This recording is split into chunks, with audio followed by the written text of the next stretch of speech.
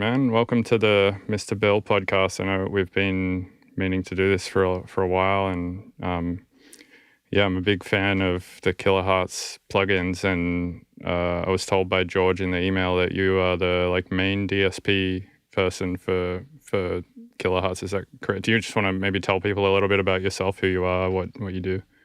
Yeah, so I'm Anders Stenberg, and I am one of the founders of Kilohearts and founder and developer. I wouldn't call myself the main DSP developer, really. My colleague Per is slightly more of a DSP guy, but I do a bunch of DSP stuff as well. We all do a bit of everything in a way. So what was it that sorry, go on. No.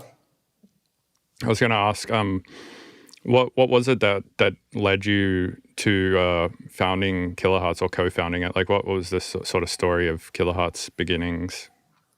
Yeah, so me and my colleague Per, co-founder, we were working on games at a company here in town. We did some online sports games and stuff. And one of these games was a racing game. It eventually got canceled, never appeared anywhere. But I worked on audio for that one a bit. And so it's like car engine sounds. And doing that, I worked together with a company called Pole Position, who are really good at recording car engines, basically, or engines of any kind. That's their specialty. And after a while, I quit this job, and Per as well. We started a company. We were intending to do games, but we weren't quite sure what to do. So one of the guys at Pole Position asked us, "Hey, we need." Actually, Avalanche, the games company, they need some audio processing tools for their next upcoming game, and asked if that was something we could do. So we were like, yeah, maybe. How hard can it be? So let's try it out. And did some stuff for that, and just enjoyed working with audio. So we felt like, okay, we both dabble a little bit with music and so on, and kind of wanted to try something out. So we were like, maybe we should try making a synth. So we did what's KHS1 and released that. And that was kind of fun. So we just kind of kept doing it. And at the start, we did a lot of other things as well, just wildly different programming jobs for whatever, but eventually it took off enough to work solely on Kilohearts stuff, and we stuck with it. Well, I'm glad that you did, because I feel like Kilohearts is the audio production community needed it. I think we needed phase plant, we needed disperser, we needed all these pieces of software. I think have shot forward the electronic music production 5 or 10 years. I feel like sometimes somebody will come out with a plugin like Kilohearts with phase plant, or Steve Duda with Serum, or OTT for there's just certain tools that just make it into the standard production, the standard producers sort of lexicon of stuff that they'll grab to achieve certain things. And I feel like Kilohearts has had a few of those, disperser obviously being one of them. All pass filters, nobody gave a shit about them really before disperser, and now it's something that everyone puts on everything. And it was actually a guy called Dataset who asked about it. He said, you should do one of these things. It's going to be great. If you listen to, for example, Clark, he mentioned his stuff is drenched in this. You should do it and make it into just a plugin. So we did, and turned out to be a good idea. So we can't take all credit for that idea. It was a lot of data set. Yeah. So what is it, do you think, that you preferred about working with audio over working on stuff like games? I don't know, actually. It's just a fun kind of isolated area to work with. Apart from, like, there's a bunch of stuff that integrate or interfacing with the DAWs and the DAWs and everything can be a bit of a nuisance every now and then. But apart from that, everything is kind of like isolated. You can focus on one part and do that well. So that was kind of nice. And the way we made it with the modules and everything, everything was kind of broken up into small parts in a way that's enjoyable to work with. And the way we eventually ended up doing things with what we call like the Kilohearts ecosystem, with all the modules and everything, it's more of a living product in a way. It's not so much you do this one plugin, you release it, and then you move on to the next. We just keep working on the same ecosystem all the time, improving it, everything. And I like that way of working, like just moving thing forward and evolving it rather than releasing one thing and forgetting it and move on to the next thing. So I think we just built ourselves a nice way of working that we enjoy. Yeah, it that probably makes could have sense. been something else as well, but yeah, it's we enjoy this. It's fun. What are like some of the different challenges that you find between, say, developing games or like maybe web apps or something like that versus developing audio plugins? Well, one difference is, I would say, like developing plugins in general is kind of different from developing apps, since when you do apps, to some extent, you're in control of the whole system from starting the app and everything. Apart from, of course, you have different computers, different operating systems, different browsers or whatever. But with plugins, you're always in the hand of the DAW. You have to like interact with them. You don't like own the process in the same way. You can't just do anything. You have to work within that framework. And that's a bit different. And it's kind of fun and kind of annoying. It's a little bit of both. And when you're interacting with a DAW, do you basically have to, as you're developing your plugins, open, say, phase plan or disperser or whatever you're working in every single DAW to see if it interacts the same way with all? Or is it basically like there's a protocol such as like the transport of the DAW, the like tempo syncing stuff, like all that kind of stuff? Is that like you just do it once and then it'll sync to every DAW properly, or is it kind of like each DAW has their own sort of proprietary pieces of information that you need to dig for and find to connect to your plugins? Well, it's a little bit of both. I mean, you have the plugin standards. There's VST 2 and 3, there's AU, there's CLAP now and LV2, and there's AAX, and just a bunch of standards. And supposedly, if you support VST, for example, or theoretically, if you support VST2, you work in every DAW that supports VST2. But in practice, it's kind of varies. Like every DAW has their own quirks, and they support some things, don't support some things, or they just work in slightly different way. Like this DAW does this thing first and this other things next, and this other DAW does it in the opposite order or whatever. So there's still a lot of wiggle room for differences between the two. So that's also, I mean, we're a small company, we don't have loads of resources, so we can't like check everything in every DAW. So that's kind of why it happens every now and then that you release something and then, on VST3 in this particular DAW, this thing broke. And like, yes, probably we didn't have time to just check all of them all the time. Yeah, that makes sense. It seems like it would be huge pain in the ass to open it in every single DAW every time and check every parameter. Yeah. So, but in theory, yes, that's what you should do, but we just can't do that realistically right now. Yeah, it makes sense. I mean, I guess you could outsource it, right? Like beta testing and have a lot of people in different DAWs on different systems testing, and hopefully that they will report it. You mentioned clap. What I really have not looked into it too much. What is the difference between, say, VST3 and clap? So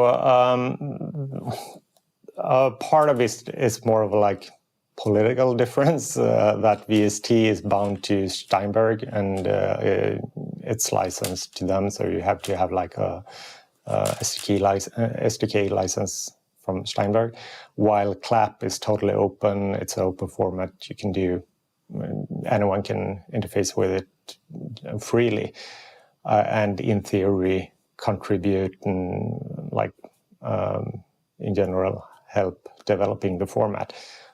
In practice, I mean, there's some kind of controlling entity. In this case, I think it's mostly Yuhi and Bitwig are the main drivers behind it, but they're great people, and if you have a contribution to it, they'd probably pick it up if it was worthwhile.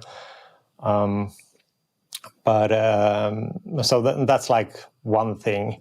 Other than that, clap is just has a slightly different approach to how, like it's hard to explain. It's just technical details and how you implemented things that are different.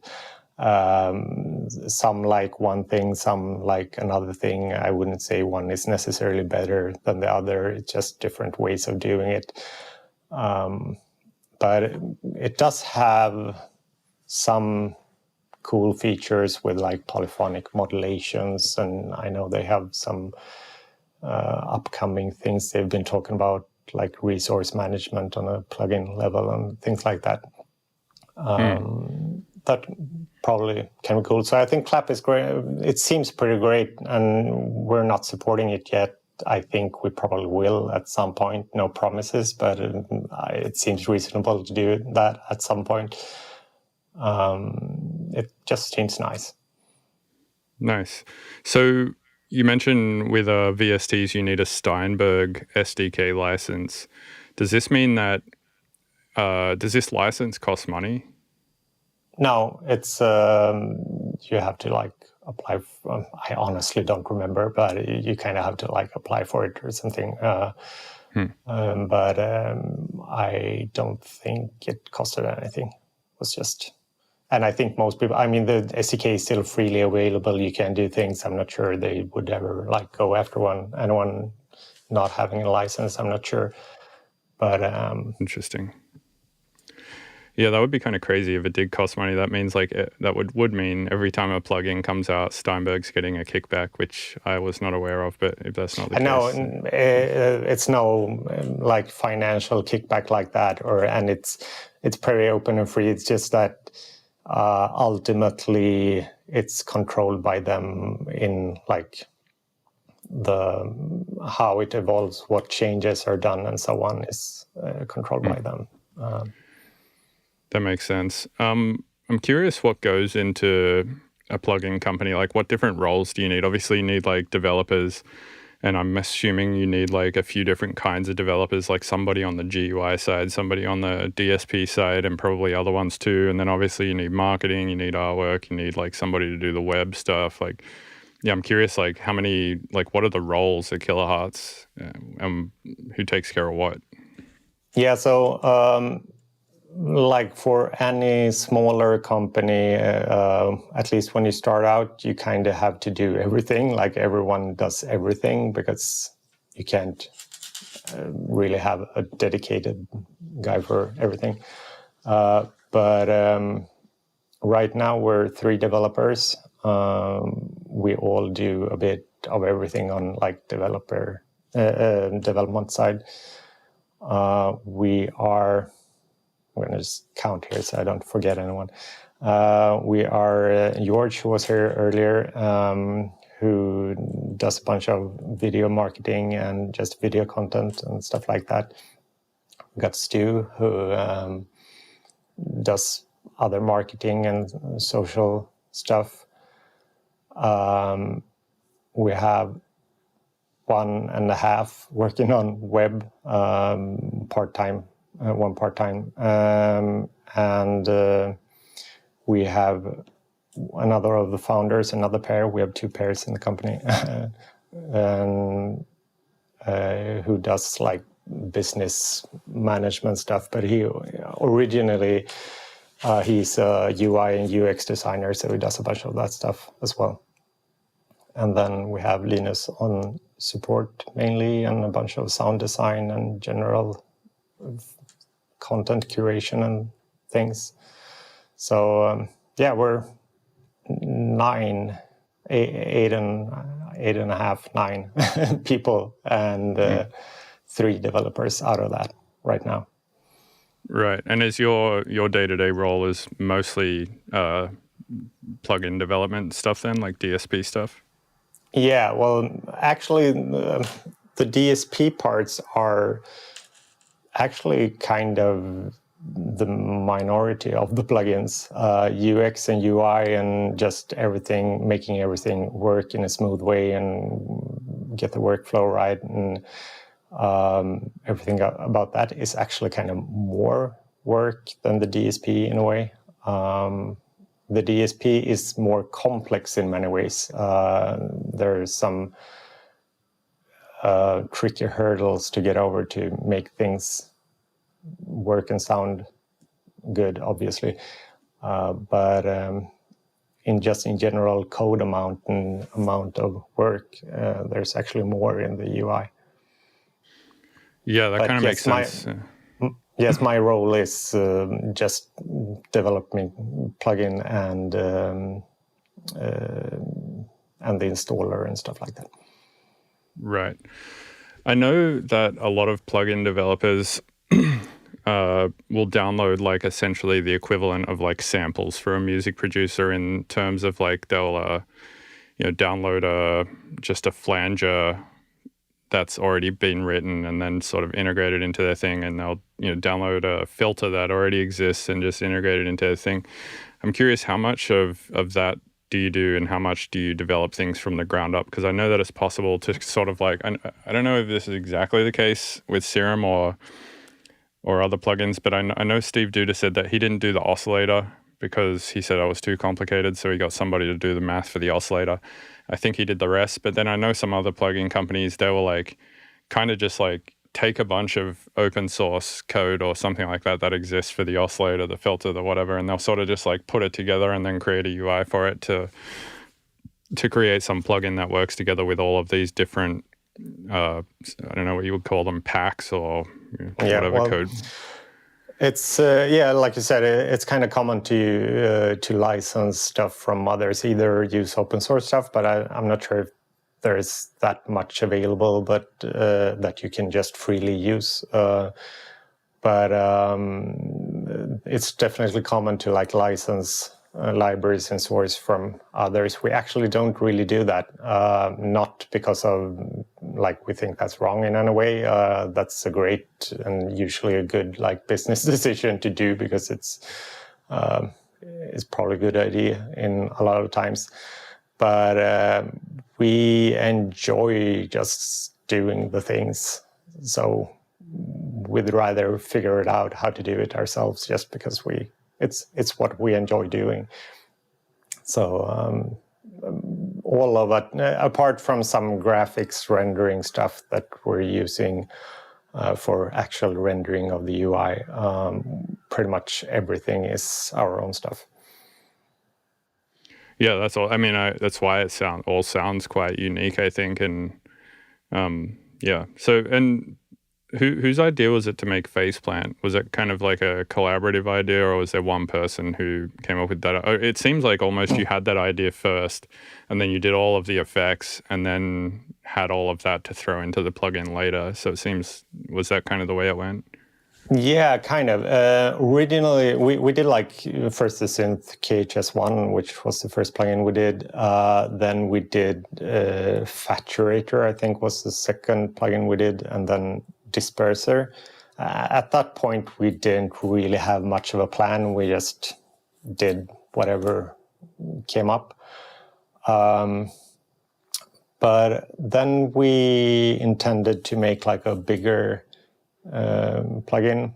I think at that point it was called, trying to remember, I think it was called Neurochorus, was like a working name for some kind of multi-band, multi-effect thing. And we did that with just a rough draft UI and stuff. And then one of our testers, or a friend of ours, he was like, yeah, this is cool and everything, but wouldn't it be nice if I could like change the order of the effects on the bands? I think that was basically it. And we were like, yeah, that would be nice. Maybe if we could just replace everything and change everything around and blah, blah, blah. And then kind of that was the idea for multipass. And I think when multipass started to like take shape, it just everything naturally kind of, okay, this is eventually going to be a synth somehow. And we kind of worked towards that. We released the effect, we released multipass, snap heap, which was shortly after multipass. And in parallel, or I don't remember the timeline exactly, but basically Faceplant started taking shape around the same time, I think. So we worked towards that. And I think kind of, even though Snap Heap and Multipass are great plugins on their own, if I may say so, I think like Faceplant was what kind of launched us truly in a way.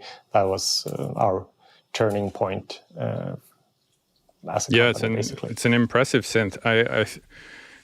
It's definitely like when I first used it, I was like, all right, this company is sort of thinking differently about how to make a synth. Like most synths before that had just been like everything on one UI, but you couldn't really add things to it or anything. I guess in Serum you kind of had like the effects and they would only show up if you like click them or whatever. But yeah, I'd never seen something where you could just sort of put effects in that way and like change the routing so much in there. And yeah, it was really impressive synth. I love it. I really like it.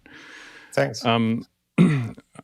What was, say, like the biggest hurdle you think trying to build Faceplant?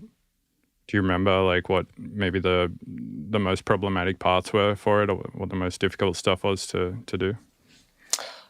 I honestly don't really remember. I don't have like a single, this was the hardest part of it, really. There's a bunch of things in it that have been complicated in various ways. Like the initial wavetable oscillator was quite a lot of work getting that right. So that was one of like these DSP things that actually took quite some time to get right. And the whole UI and everything. Initially, it was actually more, in a way, more flexible than it is now. Initially, it was loading things as plugins in itself, in like nested plugins in a somewhat different way technically than it does now. Now everything is just embedded in the same binary. Initially, it was like multiple plugins interacting with each other. So we simplified things a bit, but that was complicated to get right the first time around.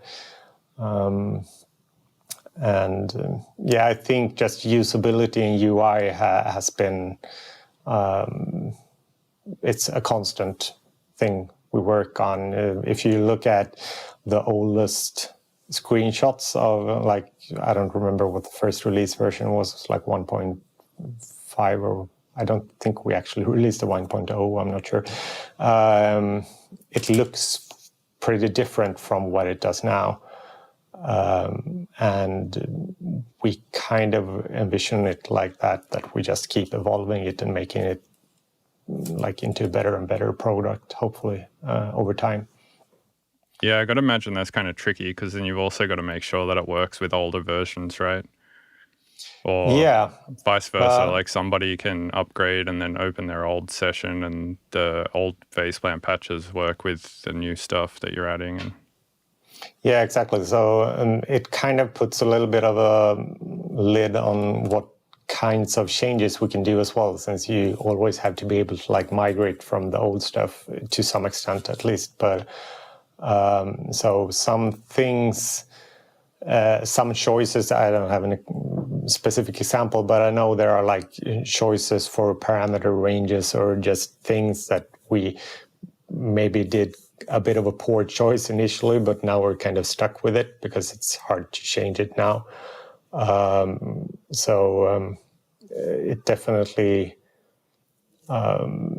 slows some things down that you always have to be compatible with old stuff as well as possible.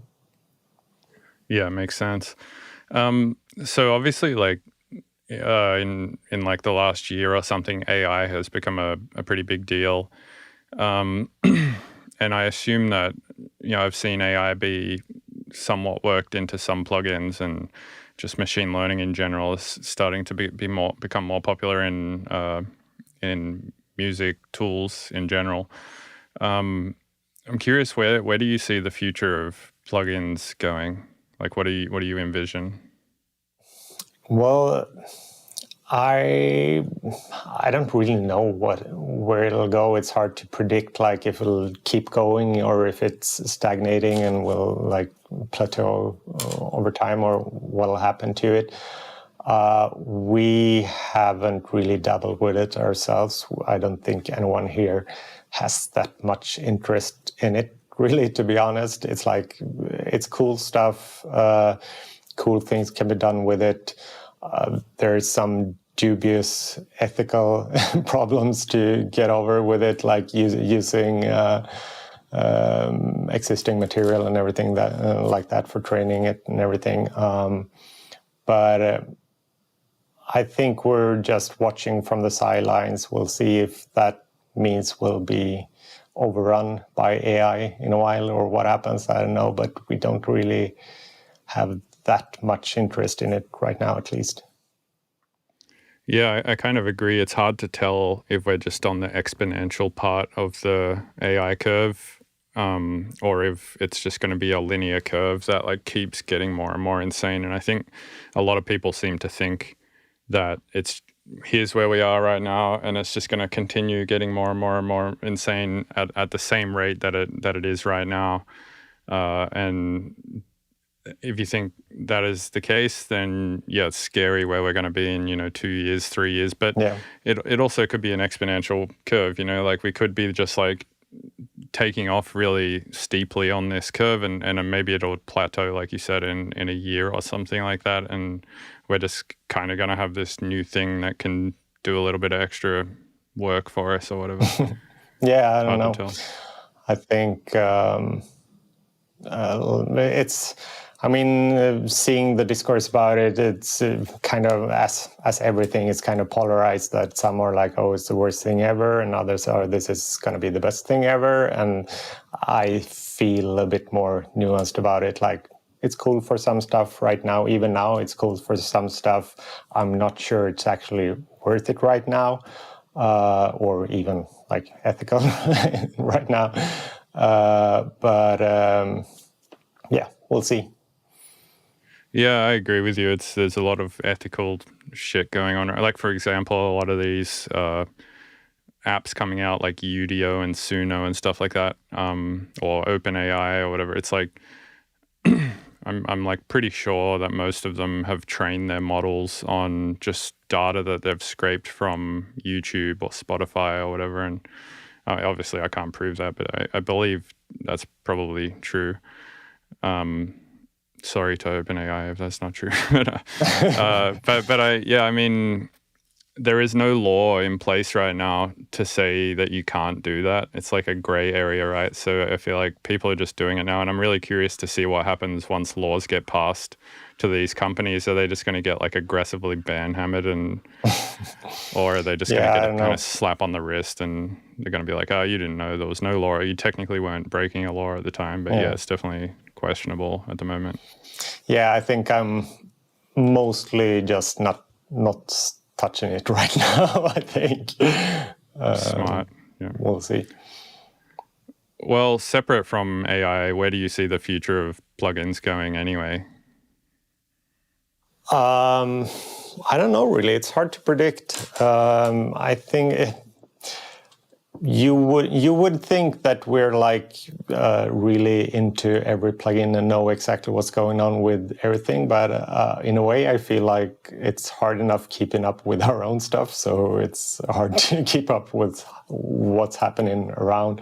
Of course we have some kind of like we see what's happening, but mostly we try to just think of our own stuff. What do we feel is cool? What would do good things to our plugin system and so on, and just do that and not look too much at what others are doing, because sometimes I like actively okay, I'm not going to look at that because I don't want to get influenced in any way. I just want to be undisturbed. But so I don't have any real predictions where it's going. It seems... I'm strangely enough probably not the right person to ask about future plugins. Apart from like our plugins. Yeah, totally. Well, you said that there are parts that you think are interesting and cool. What are those parts? What are the things that you think are like the most exciting?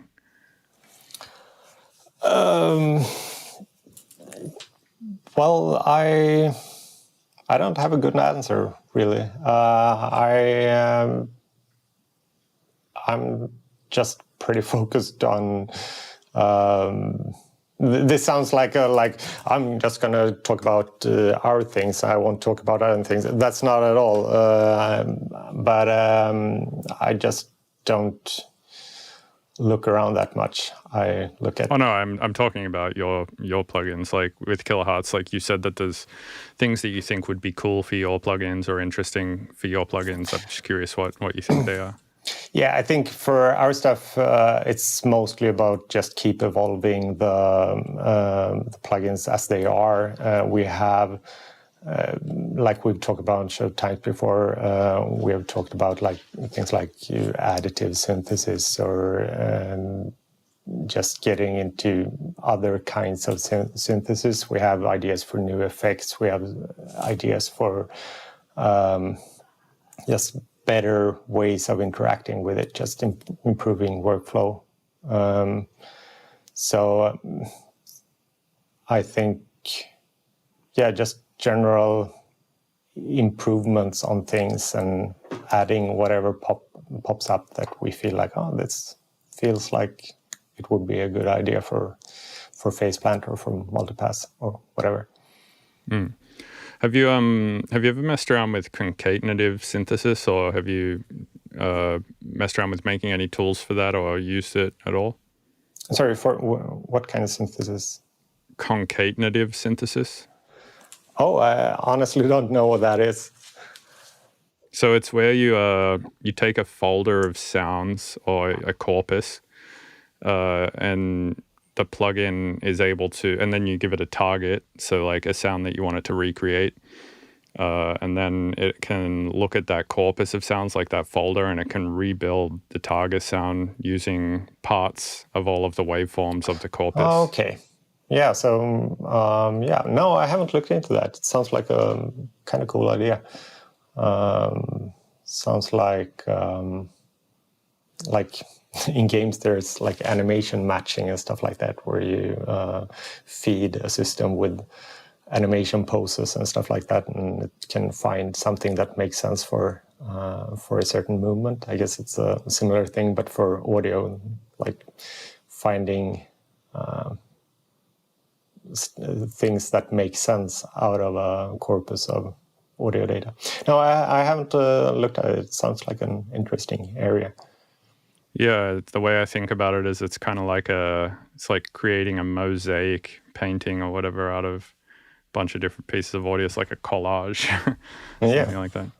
Yeah, well, so there is currently in Faceplant, I guess it's like a subtractive synth that has a granular engine in it, a sampler. Is that it? Is there more things in there? Yes, there's noise as well. Oh, right. That's kind of, is that that's just another oscillator, like basically a subtractive oscillator, right? Yep. Or would you even call an oscillator like that a subtractive? I mean, it's just an oscillator. Like the subtractive synthesis part comes when you like add filters and shit after it, right? Exactly. So I guess it's just an oscillator, basically. Yeah, I guess that. Yeah, and I guess it's wavetable too. Yeah, I really love the new thing you just put out, Shaper Table. It's interesting. It's like, for people who don't know what it is, basically imagine a wavetable oscillator where you can scroll through the wavetable, but the wavetable that you're scrolling through is actually the transfer curve for a saturator, right? Is that basically explain it? Yeah, exactly. Can you explain what a transfer curve is? I feel like I never really understand this deeply.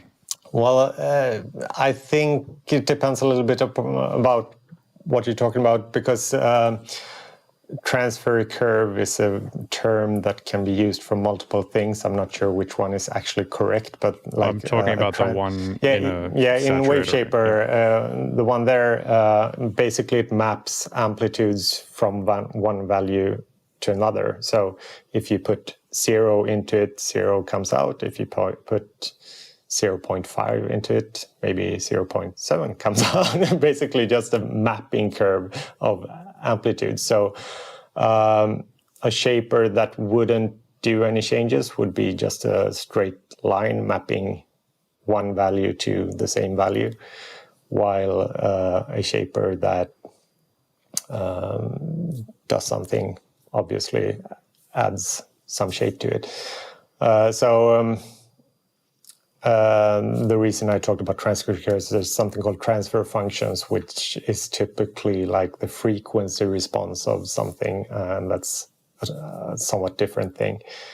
Wave shaping, basically, it maps input signal value to an output signal value in just straight mapping. And what is this is like a weird question, but what does the maths look like when you have that curve mapping one amplitude value to another, and then you're able to modulate that curve at the same time? Does that like make it insanely more complicated, or is it just basically the same thing, but you just add a changing curve to it? Yeah, it does make it a little bit more complicated, but basically the basic maths of most of these things, both like wavetable synthesis or oscillators in general, is in theory pretty simple, but the hard part comes when you have to make it band limited to avoid aliasing. So when you do something that causes frequencies outside of the like representable frequency range, if you have, this is like the Nyquist frequency is the limit for what frequency you can represent with a signal. So if you have a audio stream that is 44.1 kilohertz, for example, then this audio stream can't represent anything above 22.1, half of that, 22,050, half of 44.1 kilohertz. So if any calculations generate a frequency that goes above those 22 kilohertz, they will kind of mirror down and become aliasing in the original thing. They won't just disappear outside the hearable spectrum. They will blend in and cause audio artifacts in the hearable spectrum. So what this means is that all calculations you do have to stay within that frequency range of from 0 to about 22 kilohertz. And most things you do, like distortion or FM or whatever, usually adds a lot of frequency content above that. So you need to either low pass filter it or something before,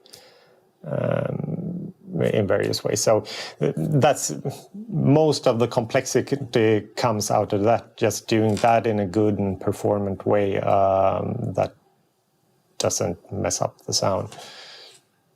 So that's I'm curious how frequencies outside of the range that you're in, like say 23 kilohertz, right? It's like slightly outside of the band that you're interested in. How does that fold into the audible spectrum and create aliasing? I think the best way maybe of thinking about it is that if you, for example, if you film a cartwheel, with spokes spinning, you will get them rotating at a rate depending on the frame rate of the camera, and they will, as the wheel turns faster,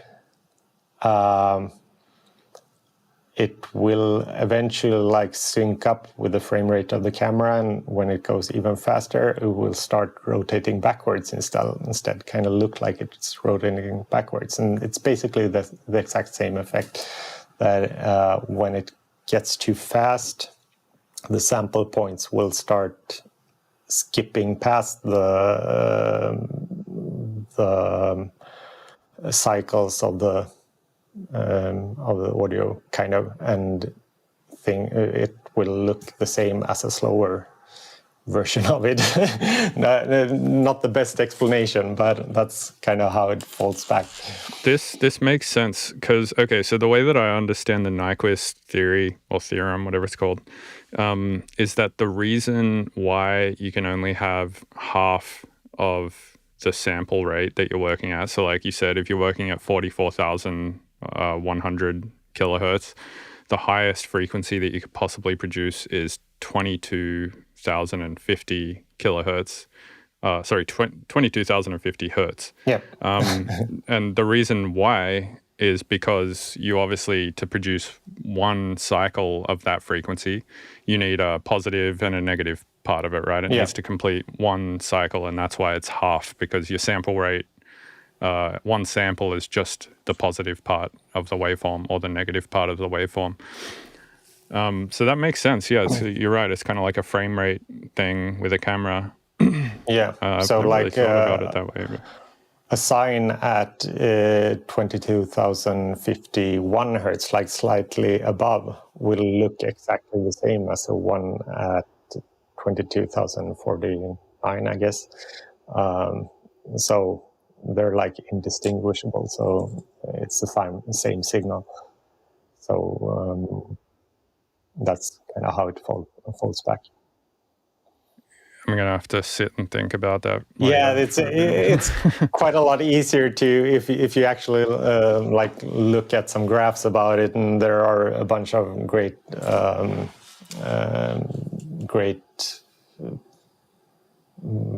on YouTube and stuff about it. So maybe should put that in description or something later, wherever. But yeah, that's not a bad idea. I'm curious. I was chatting with a friend the other day about sample rate, and they were saying, "Oh, I've been working lately at 192 kilohertz, and man, it sounds so much better." And they sent me two files: one that was rendered at 192 kilohertz, and another one that was rendered at 44.1, and they literally just sounded identical to me. What is an example of where using an extra high sample rate like that would actually make a fairly audible difference? Yeah, I think this is where I probably can get into trouble with audio files. But I think one very practical example, like, is when recording audio. If you record something that you intend to slow down, then it's great to have more like frequencies to work with. Yeah, it's like a higher resolution, basically. So when you slow down, you're going to get less artifacts and stuff. Not only that, but you will have actual content to that. Like, for example, if you have a sample that you slow down to like a fourth of the speed, if you sampled it at 44.1 kilohertz, then that sound will only contain audio up to 22,050 hertz. And if you slow that down 4 times, then you're down to like 5-6 kilohertz of actual audio data. You lose all of your high frequencies, right? Yeah, that'll sound really dull. But if you actually had recorded higher frequency data, then you will get something in the like 6 to 22,000 range again. So that's a very like concrete example of when it's useful to have high rates. And then also running at high rates can be good because the plugins have more like frequency headroom to work with to avoid aliasing. So that's also a good thing. But I would say that there's no difference in itself in like if you record audio at 44.1 or record it at 96 or whatever and then just play it back. I would say that's essentially identical. Right. Yeah. I mean, I like I said, I couldn't hear the difference in the example that my friend showed me. So, and yeah, I know of this microphone that I really want to maybe get one day, but it's expensive, called the Sanken 100K that records up to 100 kilohertz, I believe. Oh, and cool. I think it's specifically for this purpose, like recording stuff and slowing it down. So, maybe it'll be useful for making like a growl for a video game or something. Like record a pig squealing and then slow it down a ton of times, and all of a sudden you've got like some ogre growl or something like that. Maybe could be cool for like impulse responses and stuff as well, like messing around time-wise with that. True. In what way do you think that would be interesting? Like having a extremely high resolution impulse response? How would that? No, it's basically saying that you can time stretch it or time shift it in various ways and still have a lot of content to work with. So you can take something and like a spoon clink or something and slow it down a lot, and maybe you get a like interesting reverb. I don't know, but things like that. True. Can you explain how an impulse response works? I never really, I kind of understand the concept of like, I can just take a sound and put it in a convolver, for example, or a hybrid reverb or something, and all of a sudden it's now applying some sort of reverb based on that sound to the thing. How is that actually working? So technically the impulse response is like, well, an impulse is an infinitely short burst of audio, kind of. Technically in the digital domain, it's usually one sample of audio. So you put this impulse into a system and you get a response out. You get some audio out of that. When you record an actual impulse response in a tunnel or outside or in a room or whatever, you obviously can't have an infinitely short impulse. You usually use just a short snap of some kind of balloon or whatever. So, so the impulse response describes, like, for a burst of audio, what will be the echo or the response from that. And applying the impulse response to the sample is basically for every sample in the input audio, you sum up an impulse, the impulse response scaled to the level of that sample, basically. And this is called convolution, is the the mathematical operation that you're doing. So you're basically taking this sample, the echoing of the impulse, and just sum up thousands of these for each sample. One copy for each sample of the input, basically. So basically, when you're playing audio, say into Convolver, right? For those who don't know, Convolver is a Kilohearts plugin where you can drop a sample into it, and it's doing exactly what Anders is saying here. So you're saying for every, so say I got a drum loop or something, and then I put, I don't know, sound of a can crushing into Convolver. You're saying for every sample of that drum loop, it's applying some part of this crushed can sound. The whole crushed can, actually the whole sound. It's like if you duplicate, let's say you have a drum sample that's, say, a second long, and that's a weird drum sample, but anyway, 1 second sound, then you have 44,100 samples in that sound. Basically, what it does, it takes this crumpled can or whatever and layers that 44,000 times over itself, just one sample after each other, scaled by the level of each sample, and sums it up. So, and is the scaling, is it just like for each sample? Let's say sample with the level of that sample. Okay, so it's just for every single sample taking the level and playing the other sample back in Convolver at that exact same level. Yeah, and from obviously what point of the just from the beginning of the, so it's as if you place thousands of clips of that crumpling can after each other, just playing fully with different levels, where the level is whatever the sample level is at that point. Wait, so for each sample it plays the entire crushed can sample over and over again at different levels? It's not just playing like the first sample of the crumpled can over and over again, right? No, it's playing the full thing, so it's overlaid over itself thousands of times, basically. Oh, damn. I did not realize that was what that was doing. That's so, that sounds like a mess. It's obviously a bunch of math to get it running fast. There's a bunch of tricks to get it fast, but yes, that's kind of what it's doing. So if you put an impulse into it, like just one sample and then silence, you'll get the impulse response out, because then you get like the impulse response plays one as full level and then thousands of times at 0 level. So you get the same. I'm not sure that's it. So when testing, like when trying to get an impulse out of, say, like a hardware reverb or something like that, you just play one sample of like full volume distortion or whatever, and then whatever resulting thing comes after that one sample is the impulse response, and then you put it into Convolver and it just plays that a shitload of times over the thing and hopefully sounds somewhat like the real thing.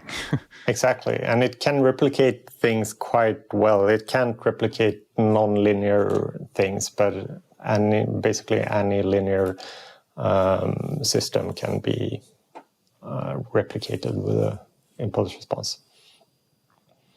Yeah, that's insane. I never really even thought that that's what that was doing. But yeah, it sounds like I mean, I'm not a programmer by any stretch, but it sounds like doing something that many times per second is just, it's so many processes happening over a short period of time that you would think it would just destroy your computer.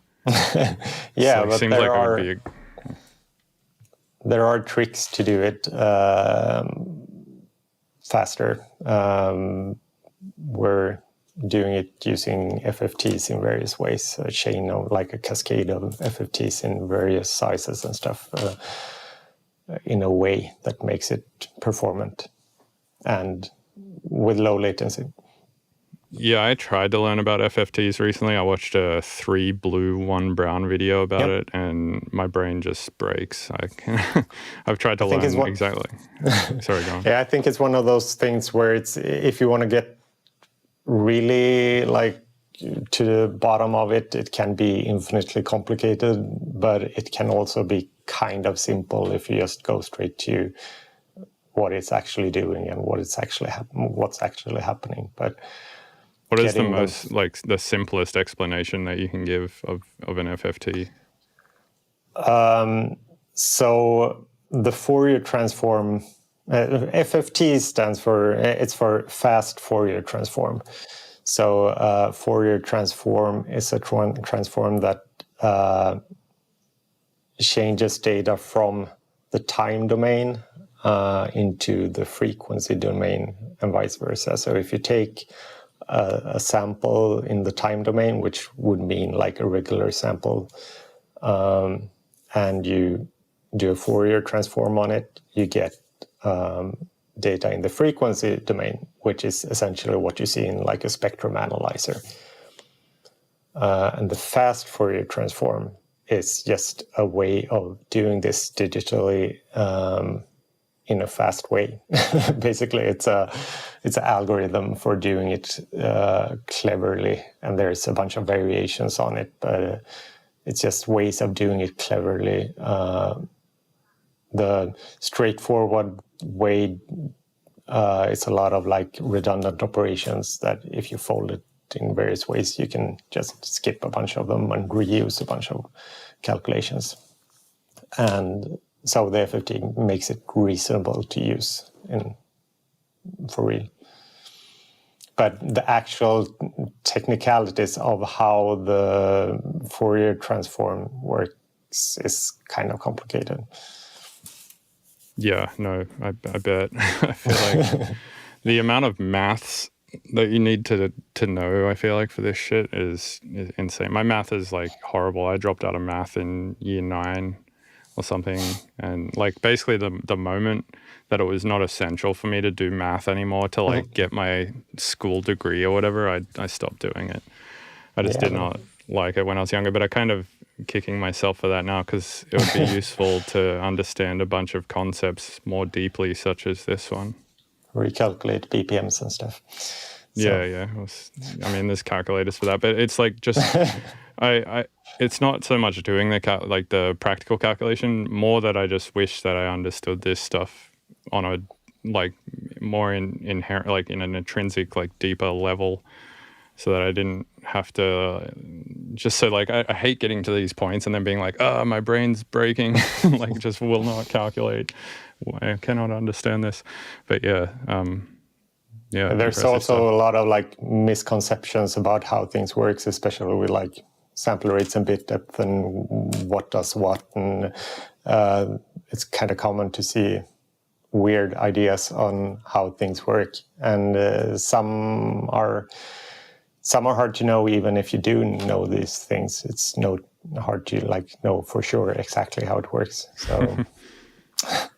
I've done like university level maths, but it's still a lot of things that are really complicated. Yeah, for sure. Well, hey man, I appreciate you coming on this podcast and chatting with me for a while. For anyone who has not used Kilohearts plugins, which I'm sure on this podcast is probably 0 people, where's the best place for them to go to find stuff out? Yeah, well, Kilohearts.com is obviously the place to go for checking the plugins out. We have a Discord that's kind of active. We hang out there ourselves quite a lot as well. I don't have like a URL for it, but the Kilohearts server on Discord. We have a Twitter, we have everything on Instagram and Facebook for anyone who's still into that. But I think the Discord is a nice place to be if you want to just hang out and chat. There's a lot of talk about non-Kilohearts stuff as well there. Yeah, I can confirm the Kilohearts Discord is a great place to go nerd out. Yeah, all right, man. Fun. Well, yeah, I Thank you. appreciate you chatting with me, and thanks again. Yeah, thank you for having me. It's been great.